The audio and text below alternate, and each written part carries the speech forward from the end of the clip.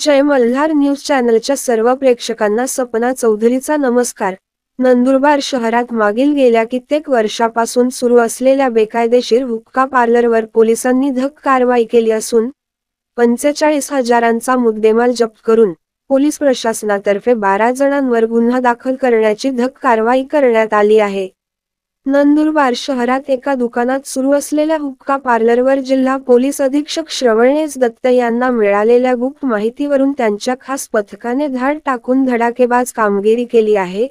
हुक्का पार्लरवर कारवाईची शहरातील पहिलीच घटना असून नंदुरबार शहरात असलेल्या कोर्ट नाका परिसरात एका दुकानात गुप्तपणे हुक्का पार्लर सुरू असल्याची गुप्त माहिती जिल्हा पोलीस अधीक्षक यांना मिळाल्यानंतर जुलै 20 रोजी रात्री 12 ते 12:30 वाजेच्या दरम्यान नंदुरबार स्थानिक गुन्हे अन्वेषण शाखेच्या पोलीस पथकासह शहर पोलिसांनी धाड टाकली असता या ठिकाणी अनेक जण हुक्का पीत असतानाचे आढळून आले। यातच पोलिसांना बघून अनेकांनी तिथून धूम ठोकली।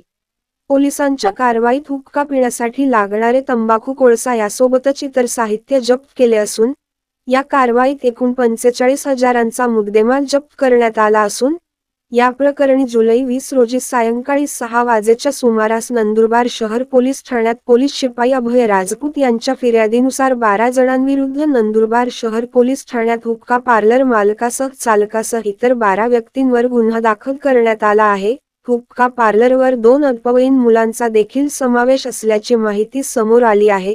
नंदुरबार जिल्ह्यात अशा अनेक हुक्का पार्लर आणि गांजा विक्रीचे प्रमाण वाढत असल्याची कुजबूज अनेक दिवसांपासून जिल्ह्यात होत आहे। मात्र या कारवाईने आता समाधान व्यक्त केले जात आहे। सपना चौधरी, जय मल्हार न्यूज, नंदुरबार।